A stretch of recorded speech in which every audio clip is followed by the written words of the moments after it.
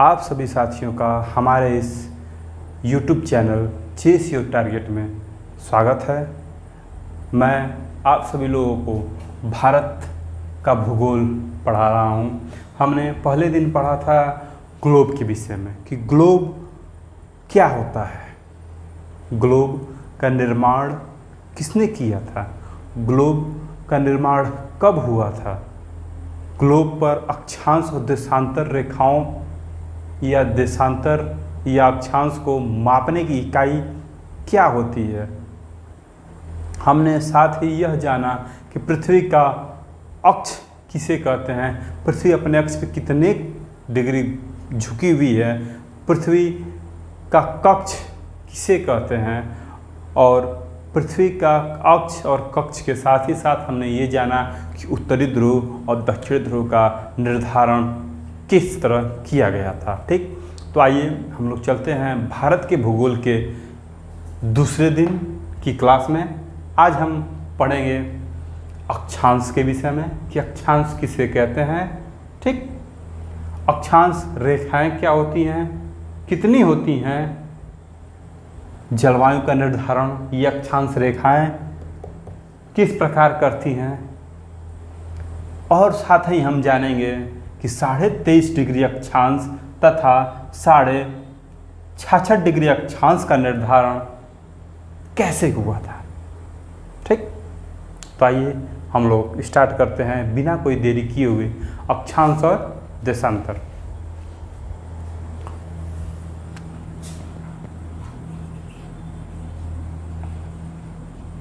Note करिएगा आप लोग अक्षांश, कॉपी और कलम लेकर के आप लोग बैठिए। पहली चीज़ है, मैं आप लोगों से बार बार ये निवेदन करता हूँ कि आप लोग, मैं जब भी पढ़ाऊँ तो आप लोग कॉपी और पेन लेकर के बैठ जाएं, ताकि जो भी मैं लिखवाऊँ उसको आप सभी नोट करते रहें। ठीक, अक्षांश देखिए, अक्षांश किसे कहते हैं, अक्ष धन अंश, यानी अक्ष पर जो कोण बनाती हो, अक्ष पर जो कोण बनाती हो। ठीक, अक्ष पर या अक्ष के द्वारा बनने वाले कोण को ही क्या कहते हैं हम लोग, अक्षांश कहते हैं। अक्ष पर बनने वाले कोण को ही क्या कहते हैं, अक्षांश कहते हैं। नोट कर लीजिए आप लोग कि अक्ष पर बनने वाले कोण को ही क्या कहते हैं हम लोग, अक्षांश कहते हैं। देख लीजिए कैसे,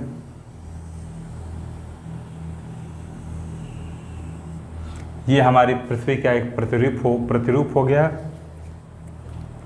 ये 0 डिग्री देशांतर हो गया, माफ करिएगा अक्षांश हो गया।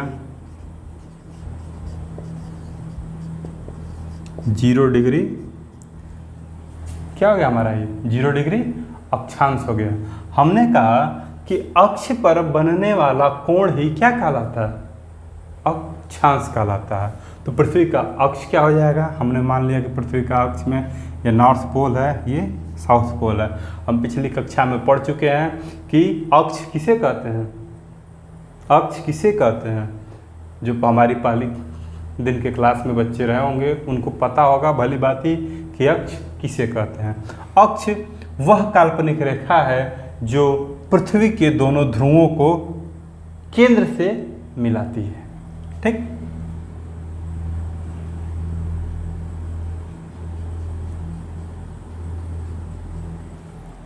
ठीक, ये हमारी एक काल्पनिक रेखा हो गई जिसे हमने क्या नाम दिया, अक्ष। ये पृथ्वी का अक्ष हो गया। ठीक, ये पृथ्वी का अक्ष हो गया। हमने अभी परिभाषा बताया है अक्षांश की कि अक्ष पर कोण बनाने वाली काल्पनिक रेखा को क्या कहते हैं, अक्षांश कहते हैं। तो ये हमारा अक्ष हो गया और इस पे ये कोण बना रही है कितने डिग्री का, 90 डिग्री का। ठीक, 90 डिग्री का ये कोण बना रही है। यहाँ पर भी क्या होगा, 90 डिग्री, यहाँ पर भी क्या होगा, 90 डिग्री। तो ये 90 डिग्री का हमारे अक्ष पे ये कोण बना रही है। कोण बना रही है कि नहीं बना रही है, आप लोग देखिए। ठीक, तो ये क्या हो गया हमारा अक्षांश। ठीक, नोट कर लीजिए।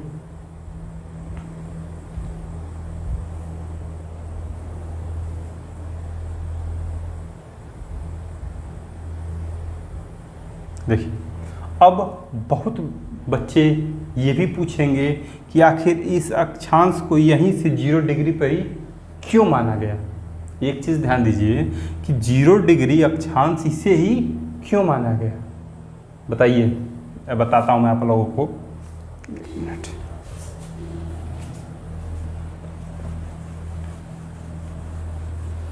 नोट करिएगा, हमारा पिछले वीडियो में मैंने आपको बताया था कि ध्रुव तारे की मदद से हम नॉर्थ पोल का निर्धारण करते हैं। तो ये हमारा पोलर स्टार यानी ध्रुव तारा, ठीक। पोलर स्टार का आपतन कोण जब 90 डिग्री था तो हमने उस स्थान को क्या कहा, नॉर्थ पोल। और जहाँ ध्रुव तारे का आपतन कोण 0 होता है, जहाँ ध्रुव तारे का आपतन कोण क्या होता है, 0 होता है, वहाँ क्या हुआ, 0 डिग्री अक्षांश कहा गया। क्या कहा गया, 0 डिग्री अक्षांश कहला गया। और उसी रेखा को, यानी इस रेखा को जब हमने मिलाया तो इसको क्या कह दिया कि ये 0 डिग्री अक्षांश रेखा हो गई। क्लियर। यानी ध्रुव तारे के प्रकाश का आपतन कोण पृथ्वी के सतह पर जिस स्थान पर 0 अंश हो वो क्या कहलाता है, 0 डिग्री अक्षांश। और उस रेखा को मिलाने वाले को क्या कहते हैं, 0 डिग्री अक्षांश रेखा। क्लियर, ठीक, क्लियर है आप लोगों को, ठीक। एक चीज़ और देख लीजिए आप अक्षांश रेखाओं के विषय में। अक्षांश रेखाएं हमेशा, ध्यान दीजिएगा, अक्षांश रेखाओं हमेशा पश्चिम से, देखिए ये ईस्ट वेस्ट नॉर्थ साउथ, ठीक, क्लियर। देखिए हमेशा अक्षांश रेखाएं क्या होती हैं, पश्चिम से, पश्चिम है हमारा ये, तो पश्चिम से पूरब की ओर खींची जाती हैं। ध्यान दीजिएगा इस चीज़ को, अक्षांश रेखाएं पूरब से पश्चिम की ओर खींची जाती हैं और इनके द्वारा उत्तरी व दक्षिणी गोलार्ध का निर्धारण किया जाता है। जैसे या इसको कह लीजिए, इस रेखा को जो 0 डिग्री अक्षांश रेखा है, इसको हम लोग क्या कहते हैं, नोट कर लीजिए, भूमध्य रेखा या विषुवत रेखा, या विषुवत रेखा, भूमध्य रेखा या विषुवत रेखा 0 डिग्री अक्षांश रेखा को कहते हैं, ठीक। 0 डिग्री अक्षांश रेखा के पैरेलल खींची गई लाइन को क्या कहते हैं हम लोग, बताइए। अक्षांश रेखा ही तो कहेंगे, ये भी अक्षांश रेखा है, ये भी अक्षांश रेखा है। क्लियर है, ये भी हमारी अक्षांश रेखा हो गई, ये भी हमारी अक्षांश रेखा हो गई। क्लियर, ठीक। एक चीज़ और, अक्षांश रेखाएं एक दूसरे के क्या होती हैं, समानांतर। अक्षांश रेखाएं हमेशा एक दूसरे के समानांतर होती हैं। मैं आप लोगों को बता रहा था कि अक्षांश रेखा जो भूमध्य रेखा है या 0 डिग्री अक्षांश रेखा, ये पृथ्वी को 2 गोलार्धों में विभाजित करती है।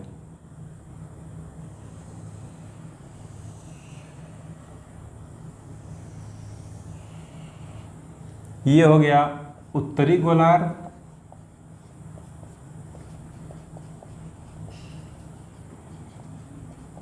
और ये हो गया दक्षिणी गोलार्ध।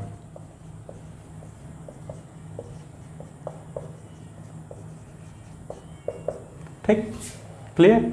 ये हो गया हमारा उत्तरी गोलार्ध और ये हो गया हमारा दक्षिणी गोलार्ध। कौन सी रेखा बाटी है, ये हमारी 0 डिग्री अक्षांश रेखा। ठीक, अक्षांश रेखाएं हमेशा पृथ्वी की सतह पर एक वृत्त का निर्माण करती हैं। एक अक्षांश रेखा पृथ्वी की सतह पर एक वृत्त का निर्माण करती है। क्लियर? ठीक, आगे हम लोग बढ़ते हैं।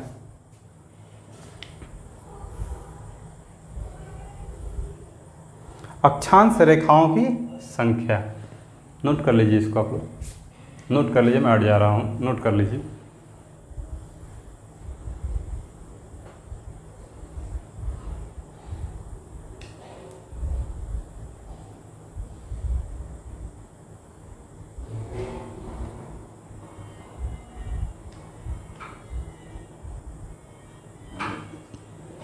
नोट हो गया? ठीक, एक चीज़ मैं आपको बता देना चाहता हूँ, इसमें भी एक चीज़ हम लोगों से छूट गया। वो क्या छूटा है? याद है, ये जो दो अक्षांश रेखाएं हैं ये तो हमेशा पैरेलल रहेंगी। ठीक, इनके बीच की दूरी 111 किलोमीटर। इनके बीच की दूरी कितनी होती है? 111 किलोमीटर। यानी दो अक्षांश रेखाओं के बीच की दूरी 111 किलोमीटर होगी। ठीक, इधर भी, इधर भी, इधर भी, इधर भी, इधर भी और इधर भी। ठीक, क्लियर? एक चीज़ और बता देना चाहता हूँ आप लोगों को कि अक्षांश रेखाएं जो होती हैं, ये वाली अक्षांश रेखा 0 डिग्री, 0 डिग्री अक्षांश रेखा, इसकी लंबाई कितनी होगी?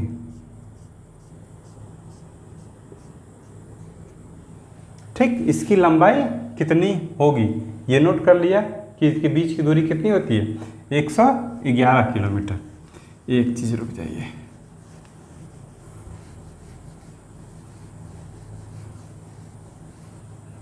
एक चीज़ नोट कर लीजिए आप लोग कि भूमध्य रेखा की लंबाई कितनी होगी, विषुवत रेखा की लंबाई कितनी है। अगर कोई पूछे तो आप लोग क्या बताएंगे कि हमारे भूमध्य रेखा की लंबाई कितनी है? ये लंबाई, ठीक, इसको लंबाई कहते हैं। ये क्या हो गया? परिधि हो गई। अक्षांश जो है 0 डिग्री अक्षांश की परिधि हो गई क्या? इस बिंदु से ये परिधि हो गई। ठीक, और ये क्या हो गया? इसकी लंबाई। तो इसकी लंबाई कितनी हो गई? 12,756 किलोमीटर। नोट कर लीजिए, भूमध्य रेखा या विषुवत रेखा की लंबाई कितनी हो गई? 12,756 किलोमीटर। सभी अक्षांश रेखाओं की लंबाई एक समान नहीं होती है। क्यों? देख लीजिए आप लोग, यहाँ पे इसकी लंबाई कितनी थी?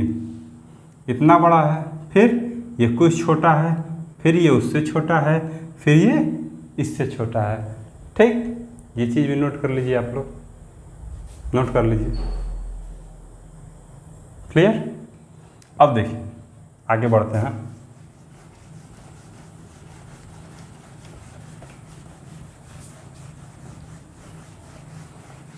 नोट करिए कि अक्षांश रेखाओं की संख्या कितनी होती है। अक्षांश रेखाओं की संख्या कितनी होती है? ठीक, यानी कुल अक्षांश, 3 चीज लिख लीजिए, कुल अक्षांश, कुल अक्षांश रेखाएं, कुल अक्षांश, मैं बताऊंगा इसके विषय में कैसे कैसे ये निर्धारित होंगी, इसके विषय में भी मैं आपको बताऊंगा। ठीक ना? कुल अक्षांश रेखाएं और कुल अक्षांशीय वृत्त, कुल अक्षांशीय वृत्त।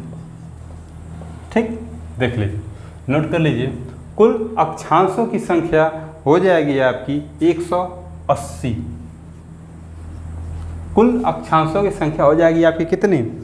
आज गर्मी थोड़ी ज़्यादा है, लाइट भी चली गई है तो इन्वर्टर से काम चलाना पड़ रहा है। देखिए, कुल अक्षांशों की संख्या हो गई 180। कुल अक्षांश रेखाएं कितनी हो जाएंगी? 179 अभी मैं बताऊंगा, कहा ना मैं अभी आपको बताऊंगा कि ये 179 कैसे हो गए। और कुल अक्षांशीय वृत्त, कुल अक्षांशीय वृत्तों की संख्या कितनी होगी, तो ये हो जाएगा हमारा 181। नोट कर लीजिए। जैसा कि मैं अभी आप लोगों को बता रहा था कि मैं इसको क्लियर करने जा रहा हूँ कि ये 180 क्यों, ये 179 क्यों और ये 181 ही क्यों। ठीक, देख लीजिए। कुल अक्षांश, कुल अक्षांशों की संख्या यहाँ से देख लीजिए। हमेशा पश्चिम से पूरब 0 डिग्री अक्षांश, 0 डिग्री अक्षांश। ठीक, तो कुल अक्षांशों की संख्या ये क्या हो गया 90, ये भी 90। तो यहाँ से यहाँ तक कुल अक्षांश रेखाएं कितनी होगी 90, और यहाँ से यहाँ तक 1 2 3 4 5 करके क्या होगी 90। तो कुल अक्षांश कितने हो जाएंगे हमारे 180। अब ये 179 कहाँ से आया, इसके विषय में देखिए। कुल अक्षांश आपके कितने हैं, मार्कर नहीं चल रहा है। कुल अक्षांश आपके कितने हैं, हमने गिन लिया 180। ठीक,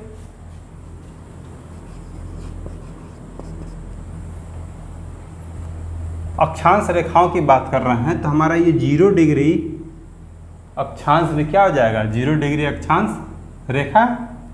रेखा तो 0 डिग्री अक्षांश रेखा भी जोड़ लेंगे। ये कितनी है, तो एक। देखिए जो हमारा अक्षांश होता है वो नॉर्थ पोल पे एक बिंदु की तरह हो जाता है, बिंदु की तरह हो जाता है। तो हमारे दो क्या हो जाएंगे अक्षांश रेखाएं, नहीं हमारे दो अक्षांश क्या हो जाएंगे माइनस हो जाएंगे। ध्यान दीजिएगा, हमारे इसमें से जो दो अक्षांश थे ये बिंदु भी अक्षांश में गिना जाएगा, लेकिन यहाँ पर जब हम लोग कुल अक्षांश रेखाएं की बात करेंगे, रेखाओं की बात करेंगे, तो ये क्या हो जाएगा हमारा माइनस हो जाएगा। ठीक, तो क्या हो जाएगा यहाँ पे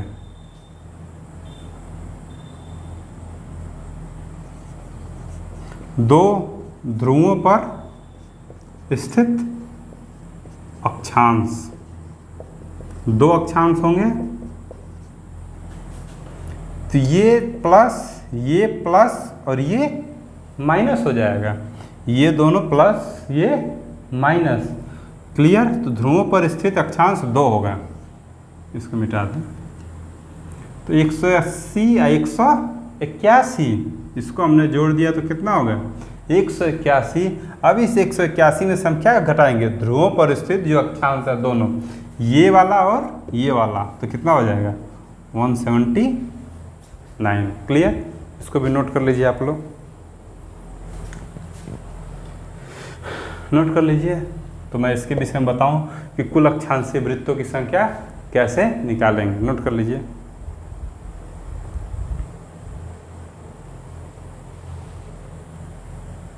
हो गया,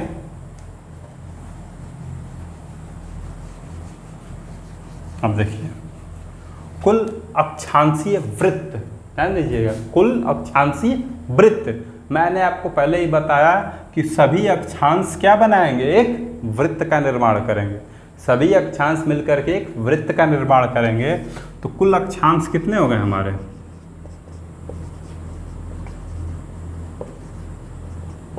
180। ये सभी मिलकर के क्या बनाएंगे, सभी वृत्त बनाएंगे। और साथ ही साथ हमारा 0 डिग्री अक्षांश भी तो एक वृत्त बनाएगा, ये वाला 0 डिग्री अक्षांश भी एक वृत्त बनाएगा हमारा।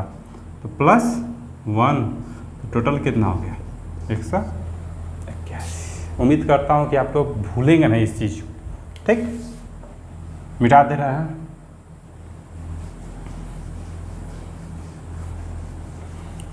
तो अक्षांश रेखाओं में बस इतना ही। अब हम लोग शुरू करते हैं जलवायु का निर्धारण। अक्षांश रेखाएं हमने पढ़ ली, ठीक, अक्षांशीय वृत्त पढ़ लिए। अब हम लोग करेंगे अक्षांशीय रेखाओं में जो है जलवायु का निर्धारण। ध्यान दीजिएगा।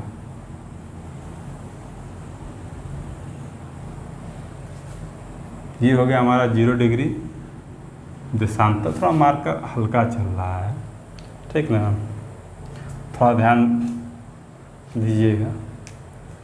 ये हो गई हमारा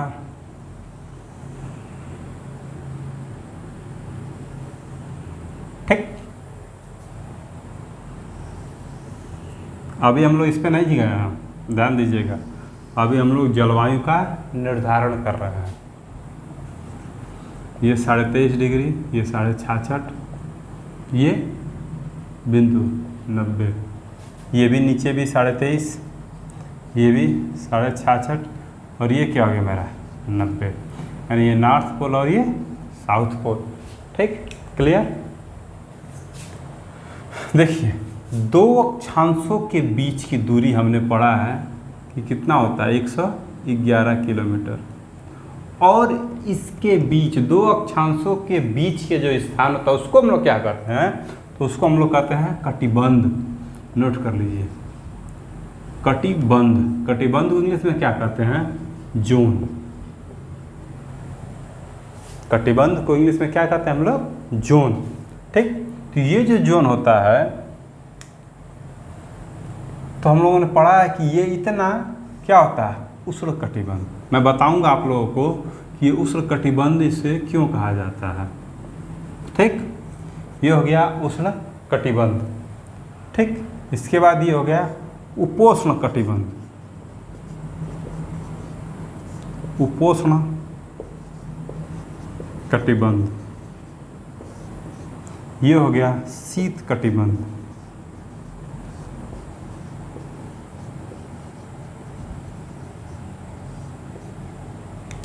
उष्ण कटिबंध, उपोष्ण कटिबंध और शीत कटिबंध। क्लियर। उष्ण कटिबंध क्या करता है, उष्ण कटिबंध में गर्मी बहुत होती है। क्यों? क्योंकि यहाँ पर सूर्य की किरणें लंबवत पड़ती हैं और अफ्रीका महाद्वीप भी हमारा इन्हीं किसी के बीच में पड़ता है। माफ़ करिएगा, ऐसे बना लीजिए इसको, ऐसे बना लीजिए। ये हमारा अफ्रीका महाद्वीप हो गया। एक ऐसा ही इकलौता अफ्रीका महाद्वीप है जहाँ से ये कौन सी रेखा हो गई, ये भूमध्य रेखा हो गई, 0 डिग्री अक्षांश। क्या कौन सी रेखा हो गया, भूमध्य रेखा। 23.5 डिग्री अक्षांश कौन सी हो गई, कर्क रेखा। देखिए नाम दे दिया गया है। अब आपका नाम क्यों रखा गया है, अब तो ये आपके पिताजी भी नहीं बता पाएंगे मैंने आपका नाम क्यों रखा है। उसका भी एक रीज़न होगा। आपके अंदर कोई गुण या क्वालिटी तो उस समय रही नहीं होगी बचपन में। हो सकता हो कोई बहुत सुंदर लड़की रही हो तो उसका नाम स्वर्णिम रख दिया गया हो, कोई लड़का बहुत सुंदर हो तो उसका नाम सुंदर रख दिया गया हो, तो वो अलग बात है। ठीक, लेकिन रमेश, महेश, उमेश क्यों रखा गया। ठीक, उसी तरह ये कर्क रेखा, ये और ये नीचे दक्षिणी गोलार्ध का ये हो जाएगा हमारा मकर रेखा। तो अफ्रीका महाद्वीप एक ऐसा महाद्वीप है जिसमें तीनों रेखाएं उससे होकर गुजरती हैं, कर्क रेखा, भूमध्य रेखा और मकर रेखा। इसलिए वहाँ पर गर्मी बहुत ज़्यादा होती है। ठीक, तो ये हो गया जोन, गर्मी वाला जोन। ठीक, क्यों होती है यहाँ पे गर्मी ज़्यादा, क्योंकि सूर्य की किरणें यहाँ पे लंबवत पड़ती हैं। सूर्य की किरणें यहाँ पे क्या होती हैं, लंबवत पड़ती हैं। फिर इससे थोड़ा सा ऊपर जाएंगे, उत्तरी गोलार्ध की तरफ थोड़ा सा बढ़ेंगे हम लोग, यहाँ तक गए तो बहुत ज़्यादा गर्मी थी। ठीक, अब थोड़ा और आगे बढ़ें, यहाँ तक गए तो कुछ ठंडा या तो कुछ गर्म। तो कौन सा कटिबंध हो गया, उपोष्ण कटिबंध। ये कौन सा कटिबंध हो गया, उपोष्ण कटिबंध। ठीक, अब इसके उपोष्ण कटिबंध में लगभग कह सकते हैं कि सामान्य परिस्थितियां होती हैं, न ज़्यादा गर्मी होती है वहाँ और न ज़्यादा ठंडी होती है। क्लियर। यहाँ पे आ जाइए शीत कटिबंध। यहाँ पर जो होता है सूर्य की किरणें तिरछी पड़ती हैं। तिरछी पड़ने के कारण ये क्या होता है, यहाँ का प्रदेश ठंडा होता है। यहाँ देखिए उत्तरी ध्रुव, सेम कंडीशन यहाँ दक्षिणी ध्रुव। क्लियर हो गया। इससे हमें ये पता चलता है कि अक्षांश रेखाएं क्या करती हैं, जलवायु का निर्धारण करती हैं। अक्षांश रेखाएं क्या करती हैं, जलवायु का निर्धारण करती हैं। क्लियर? नोट करना तो नोट कर लीजिए, नोट कर लीजिए आप लोग, मैं हट जा रहा हूँ।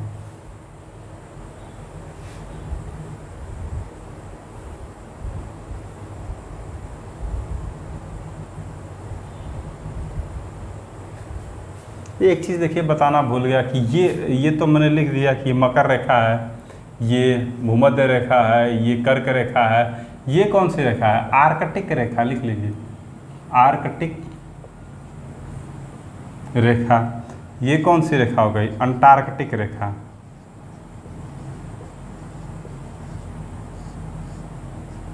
अंटार्कटिक रेखा नोट कर लीजिएगा।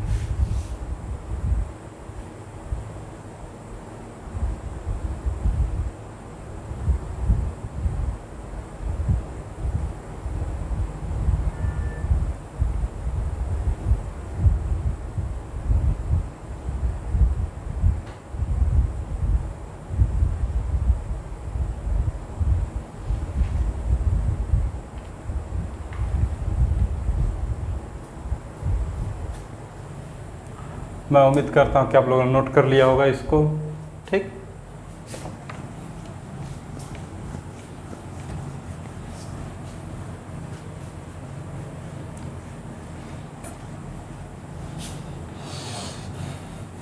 देखिए अभी तक हमने ये क्या क्या पढ़ लिया।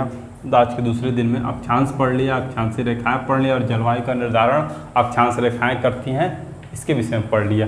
अब हम लोग जानेंगे कि 23.5 अक्षांश का निर्धारण कैसे हुआ और 66.5 या 66.5 अक्षांश का निर्धारण कैसे हुआ। इन दोनों का निर्धारण देखिए।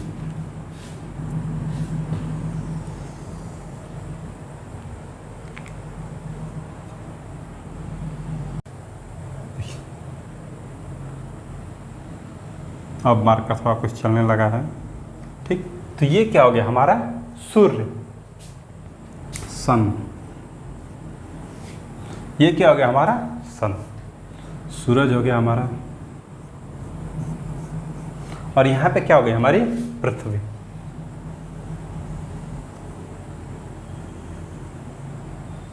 पृथ्वी, ठीक, ये हमारा क्या हो गया 0 डिग्री अक्षांश। ठीक, अब देखिए अगर सपोज करिए कि हमारी पृथ्वी का अक्ष एकदम सीधा हो, हमारी पृथ्वी अपने अक्ष पे झुकी हुई न हो, उस समय क्या होगा कि सूर्य का प्रकाश भूमध्य रेखा पर, सूर्य का प्रकाश भूमध्य रेखा पर लंबवत पड़ेगा, बाकी जगह क्या होगा तिरछा। ठीक, क्लियर। लेकिन हमारी पृथ्वी क्या है, हमारी पृथ्वी क्या है कि अक्ष पर, अपने अक्ष पर 23.5 डिग्री क्या है,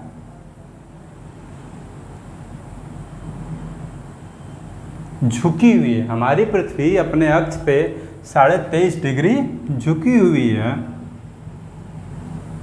ठीक, यानी इस एंगल में।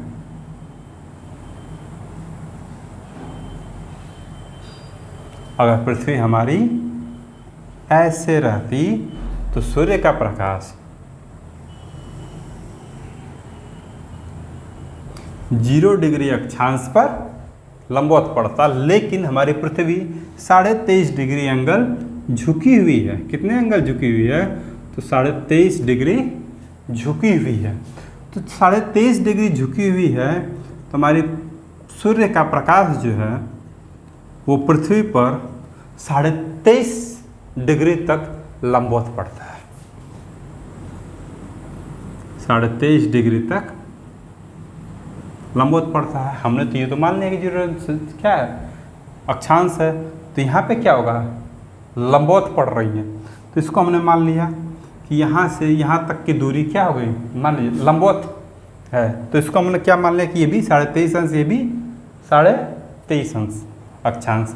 समझ आएगा कि सूर्य का प्रकाश पृथ्वी के जितने हिस्से में या जिस कोण पर लंबवत पड़ता है उसको ही क्या कहते हैं? 23.5 डिग्री अक्षांश कहते हैं। ठीक, जितना सूर्य का प्रकाश पृथ्वी के हिस्से पर क्या पड़ता है? लंबवत पड़ता है। 0 डिग्री अक्षांश से 23.5 डिग्री उत्तरी गोलार्ध में और 0 डिग्री अक्षांश से 23.5 डिग्री दक्षिणी गोलार्ध में क्या होता है कि सूर्य का प्रकाश पृथ्वी पर लंबवत पड़ता है। ठीक, चूँकि हम जानते हैं कि यहाँ पे हमारा 90 डिग्री है, ये भी 90 डिग्री है। ठीक, अगर ये सीधा होता तो, लेकिन क्या है कि यहाँ से 23.5 डिग्री झुकाव ले लिया है। ठीक, 23.5 डिग्री झुकाव ले लिया है, मतलब यहाँ पे क्या एंगल होगा? अब यहाँ पे तो 90 था पहले, अब कितना हो गया है? तो 90 माइनस 23.5 डिग्री कितना होगा? 66.5। तो यहाँ पर जो होगा, ये तो पृथ्वी झुकी हुई है, मान लीजिए पृथ्वी झुकी हुई है। ठीक, तो यहाँ से ले लीजिए, तो ये हमारा होगा 66.5 डिग्री अक्षांश। अगर सीधा रहता तो यहाँ ही से होता। ठीक, ये ऐसे। ठीक, लेकिन पृथ्वी को हम लोग क्या किया? हल्का सा झुका दिए, इस पे बना रहा है, न कि इस पे। ठीक, इस पे बना है, ये क्या होगा? हमारा 66.5 डिग्री अक्षांश। क्लियर? नोट कर लीजिए आप लोग। उम्मीद करता हूँ कि आप लोग को आज की क्लास हमारी पसंद आई होगी। ऐसे ही आप लोग जुड़े रहिएगा, अपना सहयोग बनाए रखिएगा और अपने लक्ष्य के प्रति सजग रहिएगा, सचेत रहिएगा और उसको पाइएगा। ठीक ना? तो चलिए, आज का यहीं पे हम दूसरा दिन भूगोल का ख़त्म करते हैं। अब मिलेंगे हम लोग भूगोल के तीसरे दिन में। तब तक के लिए आप लोगों को शबा खैर, गुड नाइट, धन्यवाद। और हाँ, एक चीज़ और मैं बताना भूल गया कि हमारे इस चैनल को सब्सक्राइब करना न भूलें। आपका एक सब्सक्राइब हमें और हिम्मत देता है कि हम आपको और अच्छे से पढ़ा सकें। ठीक, इसलिए हमारे इस चैनल चेस योर टारगेट को सब्सक्राइब करना न भूलिएगा।